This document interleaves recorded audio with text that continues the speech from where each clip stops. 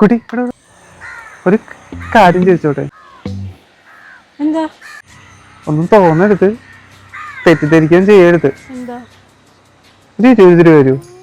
പുതിയ നമ്പറായിട്ട് ഇറങ്ങിക്കണല്ലേ, തന്നെ കാണാൻ നല്ല ലുക്കൊക്കെ ഉണ്ടല്ലോ, വെൽ ഡ്രസ്ഡ്. പുതിയ നമ്പറാണോ? ആ ഡ്രസ്സിലും കൂടി പിടിക്കായിരുന്നില്ലേ? പണിയെടുത്തിരിക്കണോ? എടോ നമ്പറൊന്നുമല്ല, സത്യമായിട്ടും ഞാൻ ഇന്റർവ്യൂവിന് വന്നതാണ്. എന്റെ പോക്കറ്റ് അടിച്ചു പോയി, എന്റെ ബാഗ് ഫോണെല്ലാം പോയി. എനിക്ക് നാട്ടിൽ തിരിച്ചു പോകാൻ ക്യാഷ് ഇല്ല, അതുകൊണ്ടാണ്. എടോ വണ്ടിക്കാശ് ചോദിച്ചതാണ്, വേറെ ഒന്നിനുമല്ല. ഓ, അപ്പൊ 20 രൂപ ഉണ്ടെങ്കിൽ എനിക്ക് നാട്ടിൽ പോകാൻ പറ്റുമോ? അതിന് അടുത്ത സ്ഥലത്ത് വന്നിട്ട് തന്നെ പോലെ നല്ല മനസ്സുള്ള കുട്ടികൾ സാധ്യയില്ലേ? 20 രൂപ മതിയാ? തൽക്കാലം അത്ര മതിയാവും, കൂടുതലുണ്ടെങ്കിൽ. ഓ, തനിക്ക് ഭാഗ്യമുണ്ട്. Thank you. ശരി.